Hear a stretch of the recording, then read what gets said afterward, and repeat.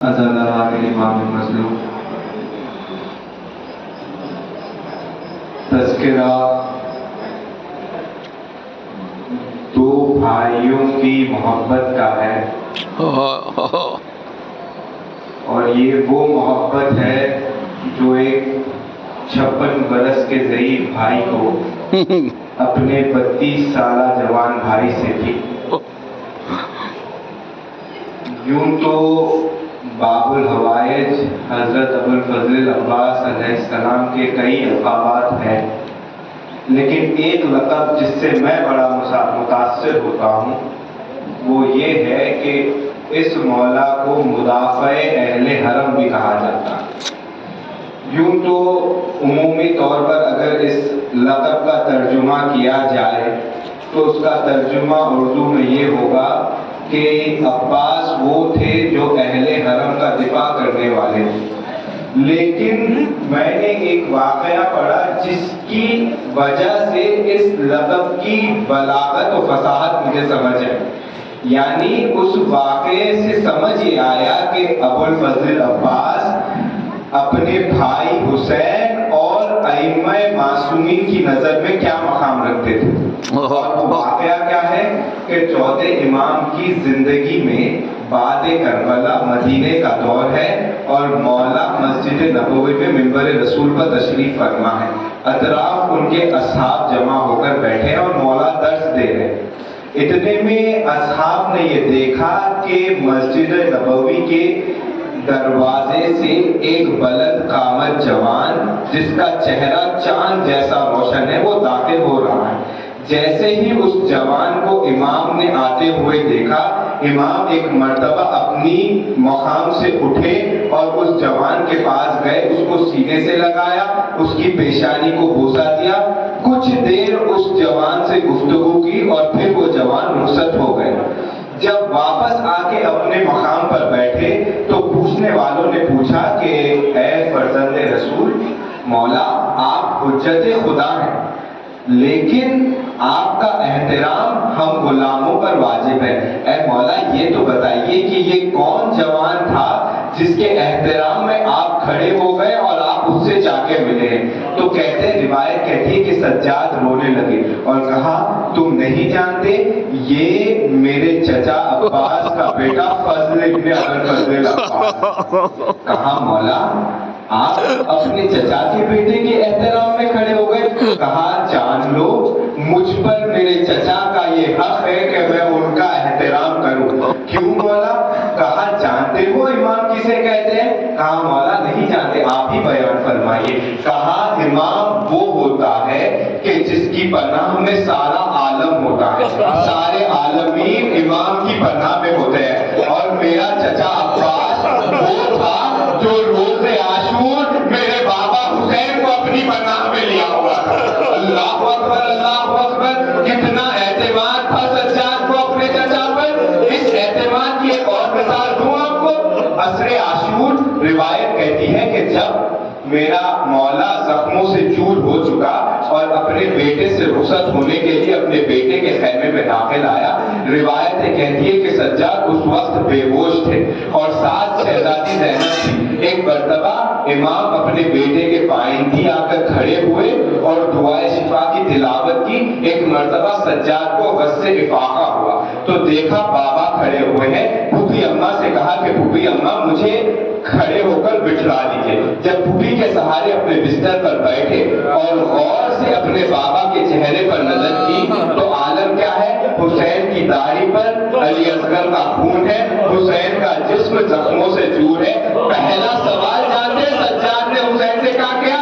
کہا بابا آپ زخمی ہیں، کیا چچا عباس مارے گئے؟ اتنا اعتماد تھا عزیزان محترم اہل حرم۔ اسی لیے تو ابوالفضل عباس کی شہادت پہ حسین نے وہ مرثیہ پڑھا کہ بھیا آپ کے جانے کے بعد ہماری کمر ٹوٹ گئی، اے بھیا اب وہ آنکھیں چین سے سوئیں گی جو تیرے ہونے کے خوف سے جاگا کرتی، اور اے بھیا اب وہ آنکھیں جاگے گی جو تیرے ہونے کے اطمینان سے چین سے سویا کرتی۔ اللہ اکبر اللہ اکبر۔ ابھی اس حدیث کے بعد آپ لوگ علم مبارک کی سواری کی زیارت کریں گے نا، یہ دو بس ان دو بھائیوں کی شہادت میں دو ایسے مشابہات ہیں، ان دو کا تذکرہ ہے اور پھر آپ کی زحمت تمام۔ یہ دونوں بھائی وہ ہیں جن کو سجاد نے اکیلے دفن کیا ہے۔ 13 محرم باعجاز امامت جب سید سجاد کربلا کے میدان میں آئے ہیں تاکہ ان دو شہدائے کربلا کو سپرد خاک کر سکے، تو ایک مرتبہ روایت کہتی ہے باقی شہدائے کربلا کو جب گنج شہیدہ میں دفن کر رہے تھے تو امام نے بنی اسد والے قبیلوں کی مدد لی، لیکن جب ایک مرتبہ شہدائے کربلا کو دفن کر چکے اور نہر کے پاس آئے تو ایک مرتبہ بنی اسد والوں سے کہا کہ اے بنی اسد والوں، اللہ تمہیں جزائے خیر دے، لیکن اب مجھ پر یہ قرض ہے کہ میں میرے چچا کے لاشے کو اکیلا کرنا دفن کروں، تم سب دور چلے جاؤ۔ امام کا حکم تھا، بنی اسد والے دور چلے گئے۔ ایک مرتبہ سید سجاد عباس کے پامال لاشے کے پاس بیٹھے، دو زانو ہو کے بیٹھے، قبر کو کھودا، اب چاہا کہ عباس کے لاشے کو دفن کریں، ایک مرتبہ اپنے دونوں ہاتھوں کو بابا کے لاشے کے نیچے لے گئے تاکہ لاشے کو اٹھانا چاہا۔ سجاد جیسے ہی لاشے کو اٹھاتے تو جہاں سے عباس کو اٹھاتے بس وہی حصہ سجاد کے لاشے ہاتھوں پر آ جاتا، عباس زمین پر رہ جاتے۔ پوچھنے والے نے پانچویں امام سے پوچھا کہ مولا اس کا سبب کیا تھا؟ تو میرا پانچواں امام دھارے مار کر کہتا ہے کہ سنو، جب میرا چچا گھوڑے سے زمین پر آ گیا تو فوج یزیدی نے کربلا کے میدان میں ایک صدا بلند کی کہ ارے دیکھو، جس کو بھی بدر سے لے کے اب تک علی سے بدلہ لینا ہو، یہ علی کی شبیہ موجود ہے، وہ آئے اور بدلہ لے۔ اب پھر ہوا کیا، ساری فوج نے عباس کو گھیرا، ایک مرتبہ جس کے پاس تلوار تھی وہ آتا آخری کے سامنے اپنی تلوار نکالتا، تلوار مارا، جس کے پاس نیزہ تھا اس نے نیزہ مارا، جس کے پاس تیر تھا اس نے تیر چلایا، جس کے پاس کچھ نہ تھا اس کی گولیوں میں پتھر۔ کہتے ہیں کہ اتنا زخمی ہو گیا عباس کہ لاشا ثابت نہ رہ سکا۔ ایک مرتبہ جب کوئی سہارا نہ ملا سجاد کو، ابا کے دامن کو بچھایا۔ 13 محرم سجاد نے عباس کو ایسے ہی دفن کیا جیسے روز عاشور حسین نے قاسم کے لاشے کو اٹھایا، ارے قبر میں عباس کے لاشے کو جمع کیا۔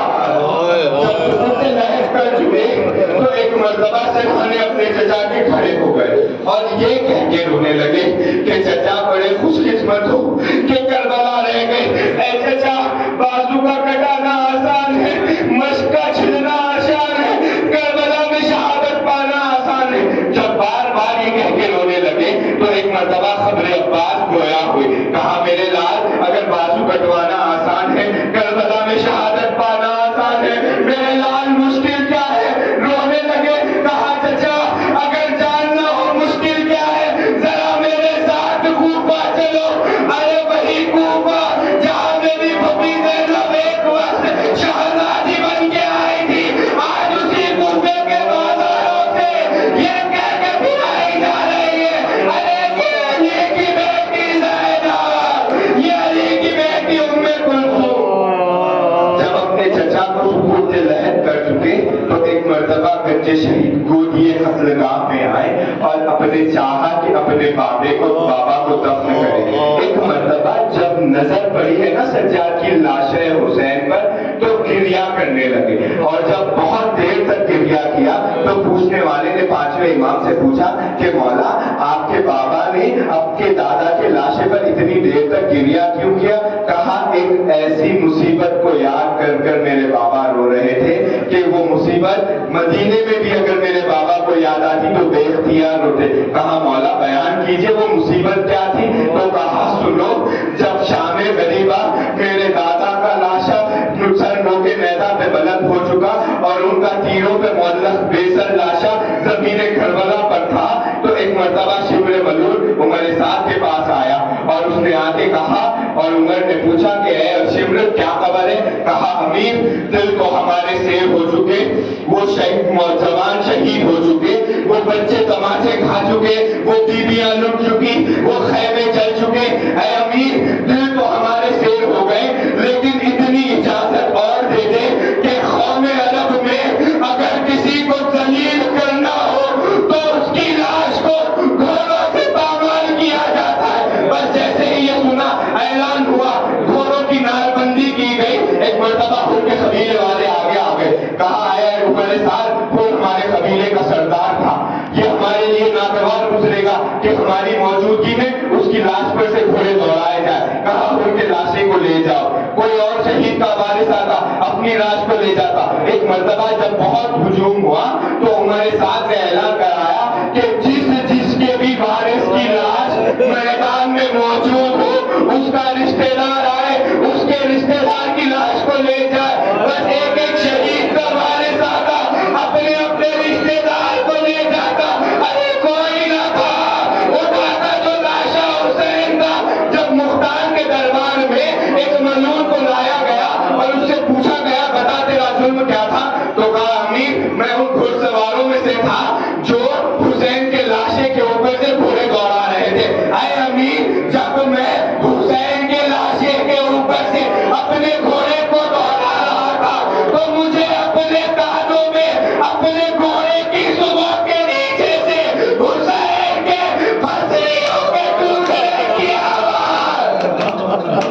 بس امام زمانہ اسی مصیبت کو بیان کرتے ہوئے اپنے جد کو سلام کرتے ہوئے کہتا ہے میرا سلام ہو اس مظلوم شہید پر جس کی سیدھی جانب کی پھسلیاں بائیں جانب کو آ گئی، بائیں جانب کی پھسلیاں سیدھی جانب کو۔ ایک مرتبہ اپنے بابا کو سپرد خاک کیا۔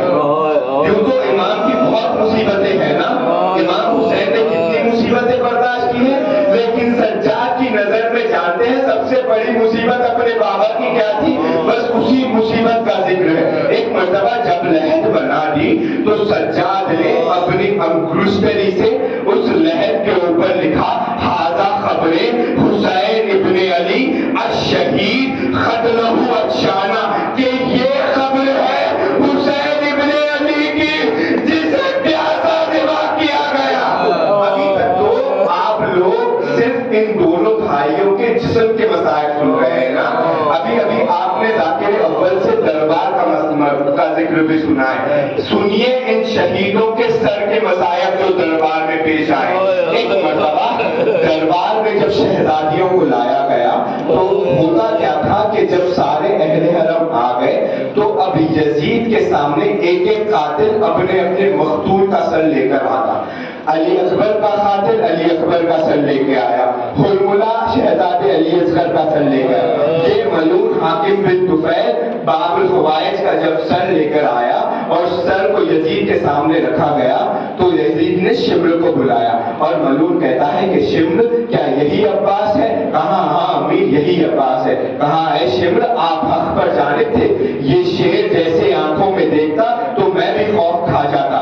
کہا لیکن شمر یہ تو بتا کہ عباس کا سر آخر اتنا زخمی کیوں ہے؟ تو شمر ملعون کہتا ہے کہ اے امیر جب 11ویں محرم کی صبح ہم سب شہیدوں کو لے کر شام کے لیے روانہ ہو رہے تھے تو ہم نے چاہا کہ ایک ایک شہید کے سر کو نیزے کی بلندی پر بلند کرے، لیکن امیر عباس کا سر وہ واحد سر تھا جو بار بار لوگ کے نیزہ کی بلندی سے نیچے زمین پر گر جاتا۔ جب میں نے سجاد سے پوچھا تو سجاد نے بتایا کہ جبھی بھی غازی کا سر لوگ کے نیزہ کی بلندی پر جاتا غازی کی نظر ان کی شہزادیوں کے بڑے بڑے سروں پر پڑتی۔ اے عباس یہ برداشت نہ کرتے تو سر اپنے آپ کو زمین کربلا پر گرا دیتے۔ اے امیر ہمیں جانے میں تاخیر ہو رہی تھی تو ہم نے عباس کے سر کو ایک گھوڑے کی گردن میں باندھ دیا۔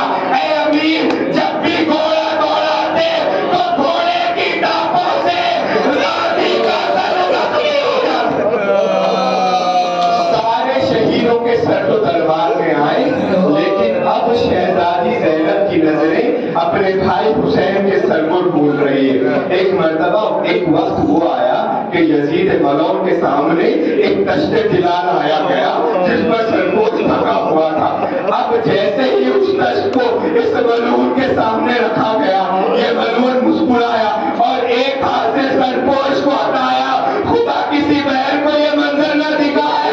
زینب نے کیا دیکھا کہ اپنے بھائی کا سر یزید کے سامنے ایک تشت طلا میں رکھا ہوا ہے.